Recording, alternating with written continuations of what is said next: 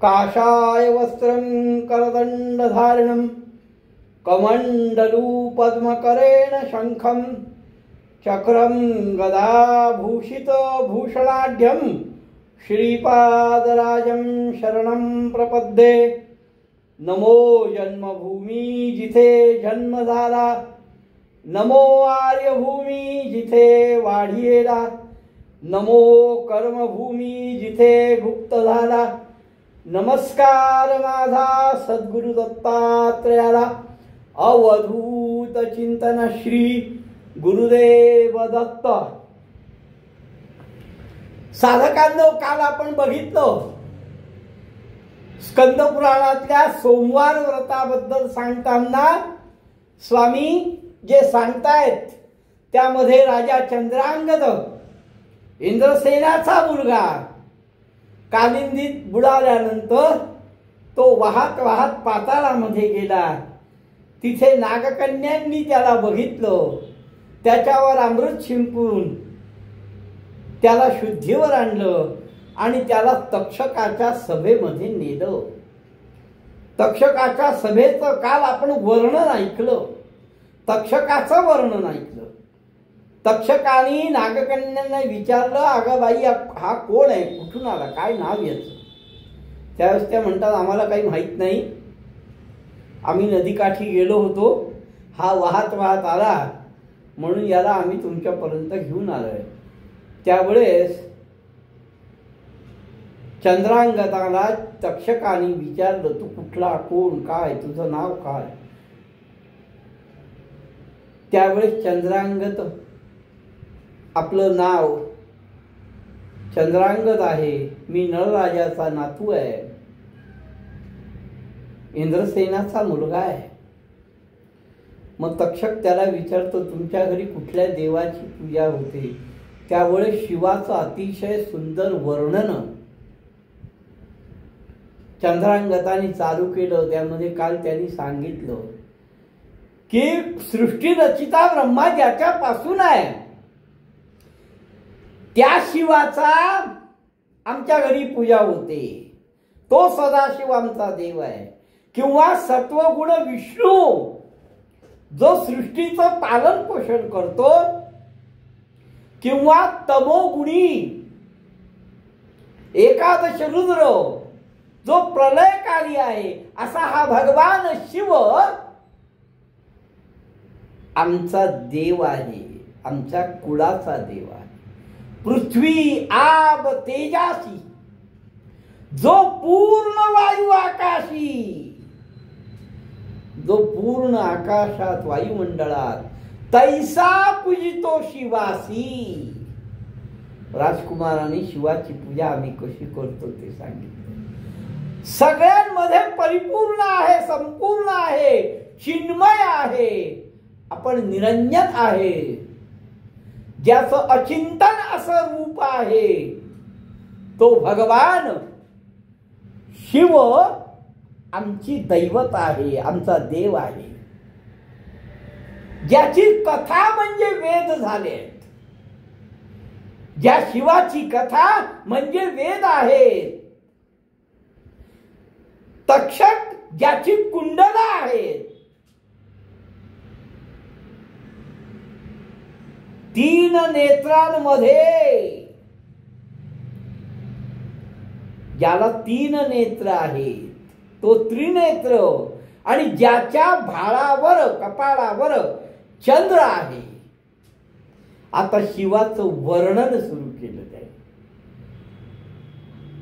पहिले शिवाचे गुण सांगितले, आता शिवाचं वर्णन करताना सांगतोय की ज्याची कथा म्हणजे वेद आहे, ज्याची कुंडल तक्षक आहे, ज्याला त्रिनेत्र आहे, ज्याच्या भाळावर चंद्रकोर आहे, असा शिव, त्याची आम्ही पूजा करतो।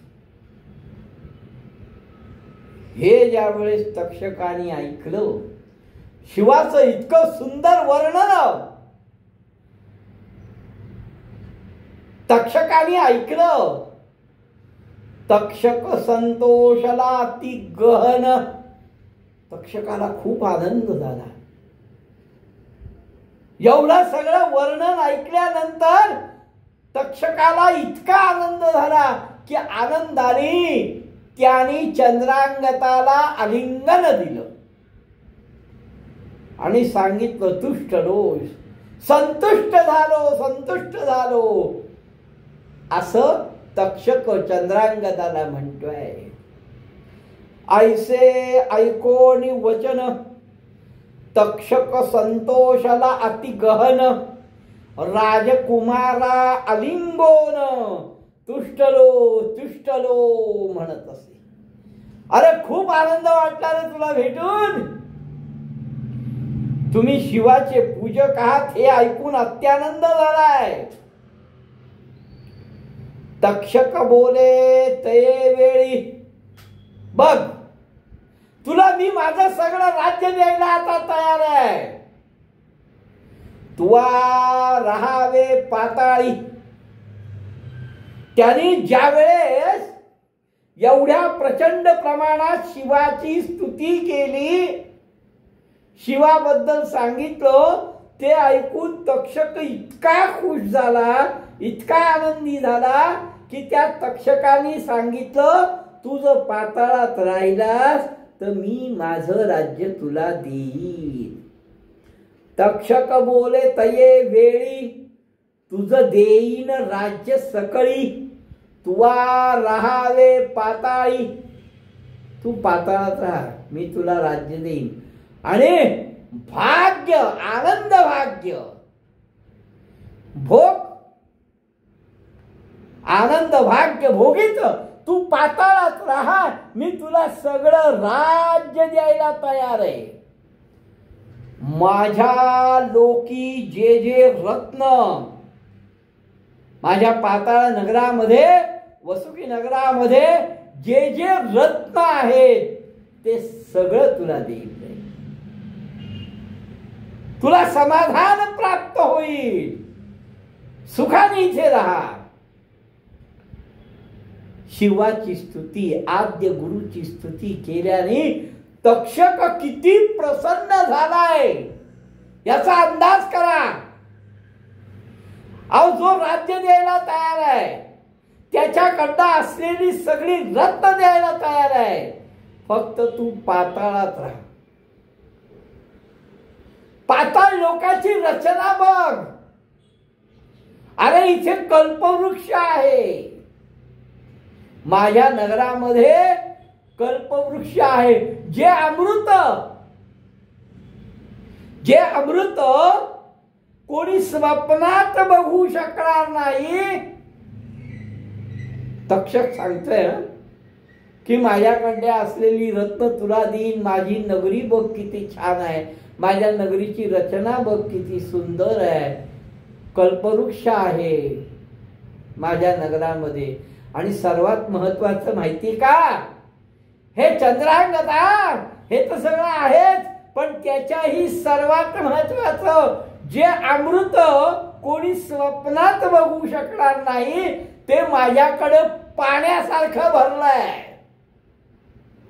अमृत न देखती स्वप्नी कोणी, कोणीही स्वप्नात अमृत बघितलं नसेल, तर ते भरले असे जैसे पाणी. जसं अरे तुझ्या घरामध्ये पाणी भरतात, तसं माझ्या इथे अमृत भरलेलं आहे. तळी, अमृताची तळी आहेत. अहो ज्या स्वप्नात सुद्धा बघायला मिळणार नाही, अमृताच्या माझ्या घरामध्ये तळ आहे, बावी म्हणजे विहीर आहे, पोखर आहे. त्यामुळे इथे मरण नाही आहे. नाही मरण तव येथे. बघ वरती गेलास मृत्यू लोकामध्ये तर मृत्यू आहे, कारण तिथे स्वप्नात सुद्धा अमृत दिसत नाही. पण माझ्या नगरात राहिलास तर विहिरी भरल्या आहेत अमृताने, पाण्यासारखा अमृत आहे. इथेच राहतो, तुला मरण नाही, रोग नाही. नाही मरण तव येथे, तुला इथे मरण पण नाही. रोग पीडादी समजते. स्वप्न अवस्थेमध्ये सुद्धा रोग पीडा कोणी बघत नाही. ऐसे नगर माझे असे. तू आता शिवाची स्तुती केली आहेस. तू तुझं नाव, तुझं गोत्र, तू नळाचा नातू आहेस, हे सगळं सांगितलंय. आता माझ्या नगरीचं तर ऐक. अरे माझ्या नगरीमध्ये काय नाही आहे? कल्पवृक्ष आहे, अमृत आहे. नाही मरण तव येथे, सर्वात महत्वाचं तुला इथे मृत्यू नाही.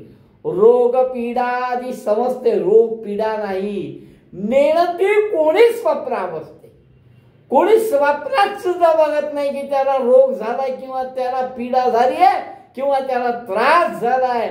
असं हे माझं वासुकी नगर आहे. तक्षक सांगतोय त्याला, सुखे राहावे येथे.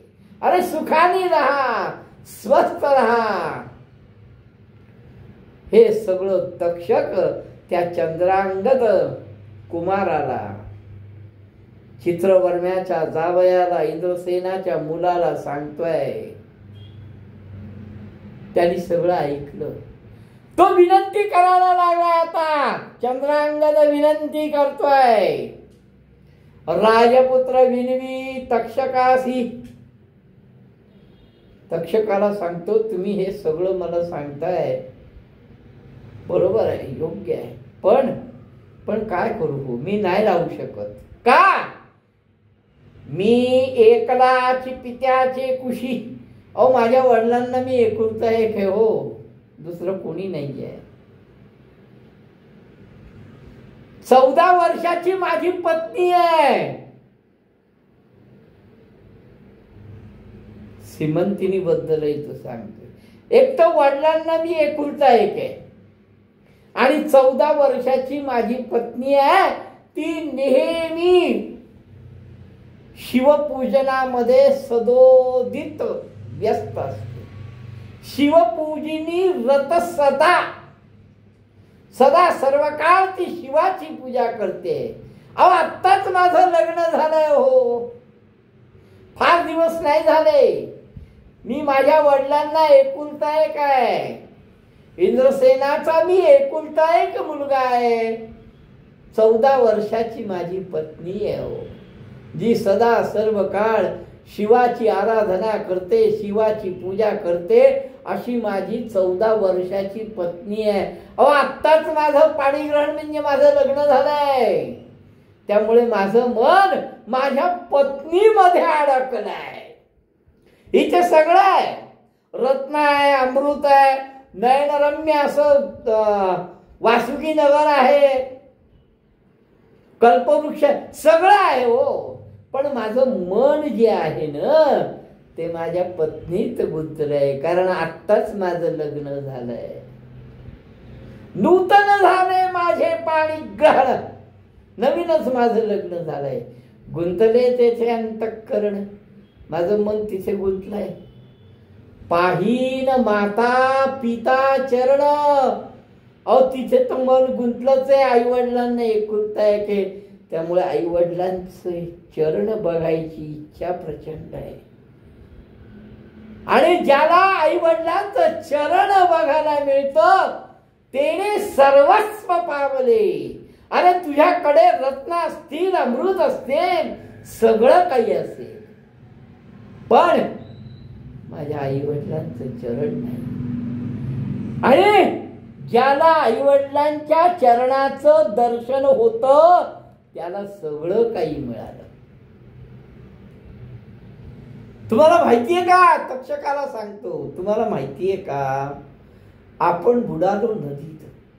मी नदीत बुडालो आहे हे माझ्या वडिलांना आईला कळलं. अपार दुःख करत असतील होते. अहो ते दुःख करत असेल. माझी नूतन भार्या 14 वर्षाची, ती तिचा प्राण देईल आणि या हत्या माझ्या मस्तकी घडतील. आपण बुडालो नदीत, पिता माता दुःख करीत, पत्नी जीव त्यजिल सत्य, हत्या पडे मस्तकी. माझ्या पत्नीने जर जीव दिला मी बुडालोय म्हणून, तर ती मला हत्या घडेल. एक खरं आहे, तुझं चरण दर्शन झालं त्याने मी खरंच धन्य झालो. पण इथे राहा असं काही म्हणू नका हो. तुमचं दर्शन झालं, खूप आनंद वाटला. देखिले तव चरण धन्य, तेने झालो धन्य धन्य, खूप धन्य झालो. रक्षिता आपण प्राण, तुम्ही माझ्या प्राणाचं रक्षण केलं. तुमच्याकडे सगळं काही आहे, पण खरं सांगू, दर्शन करा माता पिता. आता आई वडिलांच्या दर्शनाची ओढ लागली आहे, खूप ओढ लागली आई वडिलांच्या दर्शनाची. तुमचं दर्शन झालं, खूप आनंद झाला, खूप आनंद झाला. हे सगळं बघितलं, खूप आनंद झाला. तुम्ही माझा जीव वाचवलात, धन्य आहे, खरंच धन्य झालं. पण आता आई वडिलांचं दर्शन घेण्याची इच्छा प्रचंड आहे. तक्षकाने हे सगळं ऐकलं, तक्षकाला आनंद झाला. किती हा मातृपितृ भक्त आहे, अहो त्याला मी काय काय द्यायला तयार आहे. माझ्याकडची सगळी रत्न द्यायला तयार आहे, माझ्याकडचं सगळं अमृत द्यायला तयार आहे, कल्पवृक्ष द्यायला तयार आहे, राज्य द्यायला तयार आहे. पण हा जायचं म्हणतोय कोणा करता? माता पिता चरण, आई वडिलांच्या दर्शना करता याला ओढ लागली आहे. तक्षक झाला संतोषित, नाना रत्ने त्यासी देत. अनेक प्रकारची रत्न त्यांनी चंद्रांगताला दिली. घे बाबा, खरंच घे, तू खरोखर धन्य आहेस. त्याला भरपूर असं अमृत प्राशन करवलं, त्याला अमृत पाजलं.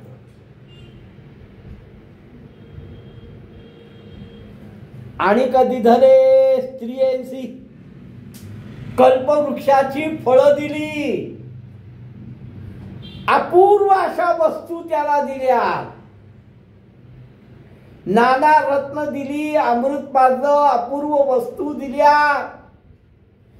जे जे भूमीवर अपूर्व असं आहे त्या त्या सगळ्या वस्तू त्याला दिल्या, अमूल्य, की ज्या वस्तूंचं मोल होऊ शकत नाही.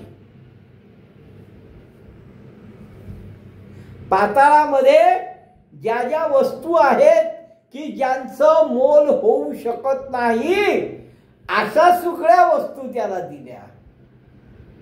हे सगळं दिल्यानंतर त्या कुमाराला, त्या चंद्रांगताला तक्षक सांगतोय, तुला जायचंय बाबा, ठीक आहे, तू जे कारण सांगितलं ते उचित कारण आहे. तुझा आत्ताच विवाह झालाय, तुझं मन तुझ्या पत्नीमध्ये गुंतलेलं आहे, मान्य आहे. आई वडिलांची तुला आठवण होते आहे, मान्य आहे. आई वडिलांच्या खुशी तू एकुलता एक, मान्य आहे. त्यामुळे तुला जायची खूप इच्छा आहे, तू जा, मी तुला अडवणार नाही. तुला मी नाना रत्न देतो, अमृत पाजतो, जे पाहिजे ते देतो. ज्याची किंमत होऊ शकत नाही असं सगळं मी तुला देतो. कल्पवृक्षाची फळं देतो. आणि काय सांगतोय, जे जे काळी आम्हा स्मरशी, बघ हे सगळं तुला देतोय, पण ज्या ज्या वेळेस तू माझं स्मरण करशील, ज्या कार्याकरता, ज्या कारणाकरता तू माझं स्मरण करशील, ते कार्य सिद्धीला पावेल. हा आशीर्वादही त्याला दिला. नाना रत्न दिली, अमृत दिलं, अमूल्य वस्तू दिल्या, अपूर्व वस्तू दिल्या. ज्या भूमीवर अपूर्व अशा वस्तू आहेत त्या सगळ्या दिल्या. एवढं देऊन परत त्याला सांगितलंय की ज्या ज्या वेळेस कुठल्या कामा करता तू माझं स्मरण केलं तर मी तुझ्या करता तिथे धावून येईन किंवा तुझं कार्य सिद्धी पावेल. इतुके देखो नि कुमार का तक्षक बोले परियेसी, जे जे काळी आम्हा स्मरशी तव कार्य सिद्धी पावेल. बघ तू ज्या ज्या वेळेस माझं स्मरण करशील ना त्या त्या वेळेस तुझी जी कार्य असतील ती कार्य सिद्धीला जातील. आणि मनाने संतोषून आनंदाने तक्षकाने हे सगळं आनंदाने दिलं. वस्त्र दिली, वायू वेगाने मनोवेगाने धावणारे घोडे दिले आणि 2 सुकुमार बरोबर दिले की बघा रे याला हे सगळं दिलंय, याला घेऊन तुम्ही याच्या राज्यात याला व्यवस्थित पोचवून या, याला सोडून या. अनेक संतोषून चिंती, मनामध्ये आनंद झालाय. तक्षकाने त्याला हे सगळं दिलं आणि त्याला वस्त्र दिली. वस्त्रे वाहने मागुती तुरुंग दिधले मनोगती, सवे दे कुमार आपुला. आपल्या मुलाला पण बरोबर पाठव, जा तू पण जा याच्या बरोबर, यांना व्यवस्थित पोहोचवून या. चंद्रगंध कुमारेसी इतके दिधले आनंदेसी, चंद्रगंधाला हे सगळं आनंदाने मिळालं. त्यांनी निरोप घेतला आणि तक्षकाला नमन केलं. वारूवर आरूढ झाला. जे जे तक्षकाने दिलं ते ते अतिशय आनंदाने त्याचा स्वीकार केला. सोडायला तक्षकाने आपला कुमार सुद्धा बरोबर दिलेला आहे. निरोप दिधला परियेसी, तक्षका नमुनी त्वरित, तक्षकाला ताबडतोब चंद्रांगताने नमस्कार केला आणि वायू वेगे वारूवरी आरूढ होऊन मनोवेगे मार्ग क्रमित, वारूवर घोड्यावर आरूढ झालाय आणि मनाच्या कल्पनेने मार्ग काढत वरती येतोय. त्याच्या समोर त्याच्या समवेत नागकुमार आहेत. जिथे स्थानी बुडाला होता, आता ज्या ठिकाणी तो बुडाला होता त्या ठिकाणी तक्षकाने आपल्या मुलांसमवेत त्याला पाठवला आणि चंद्रगंध ज्या ठिकाणी चंद्रांगद बुडाला होता त्या ठिकाणी पावला क्षण न लागत. एका क्षणात तक्षकाची सगळी आशीर्वाद घेऊन, तक्षकाचा निरोप घेऊन तक्षका मुलासमवेत निघाला आणि एका क्षणामध्ये ज्या ठिकाणी बुडाला होता त्या ठिकाणी तो तिथे आला. जिथे स्थानी बुडाला होता तेथे पावला क्षण न लागता, एक क्षण सुद्धा लागला नाही तिथे यायला. पाताळातनं वर यायला त्याला एक क्षण सुद्धा लागला नाही. निघाला बाहेर वारू सहित, त्या घोड्यासहित तो बाहेर आलाय आणि नदीच्या किनाऱ्यावर उभा राहिलाय. ज्या ठिकाणी बुडाला होता त्या ठिकाणी तो आला, नदीच्या किनाऱ्यावर उभा राहिला. त्या दिवशी कोण वार होता? सोमवार होता. तक्षकाने हे सगळं दिलं. वायुवेगाने, मनोवेगाने तो ज्या ठिकाणी बुडाला होता त्या ठिकाणी तक्षक कुमारा सोबत आला, नागकुमारा सोबत आला. तीरावर उभा राहिलाय, घरी जायचंय, आधी तीरावर उभा राहिलाय. त्या दिवशी सोमवार होता आणि सोमवार असल्या कारणाने सीमंतिनीला एवढं दुःख झालं होतं, तरीही तिने व्रत सोमवाराचं सोडलं नव्हतं, शिवाची आराधना सोडली नव्हती. पित्याने सांगितलं होतं 1 वर्ष थांब, मग बघू काय आचरण करायचं ते. त्यामुळे त्या दिवशी सोमवार होता आणि सीमंतिनी कालिंदी नदीच्या किनारी स्नानाला आली. सोमवार होता, व्रत करायचं होतं आणि म्हणून कालिंदी नदीच्या तीरावर ती स्नानाला आली आहे. येताना तिच्या बरोबर तिच्या सख्या आहेत. सोमवार त्या दिवशी, ज्या दिवशी चित्रांगद नदीतनं बाहेर आलाय, किनाऱ्यावर उभा राहिलाय, तो सोमवार दिवस होता. सोमवारी त्या दिवशी सीमंतिनी स्नानाला आली. सोमवार त्या दिवशी सीमंतिनी आली स्नानाशी. सवे होत्या सखी सेवेसी, नदी तीरी उभी असे. नदीच्या तीरावर स्नानाला आली आहे.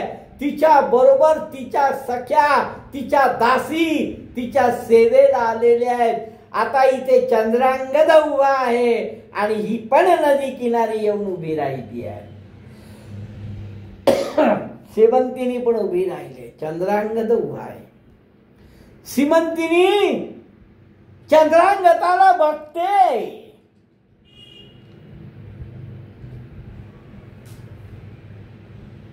कारण ती स्नाना करता नदी तीरी आली आहे आणि हाही नदीतनं नदी तीरावर आलाय.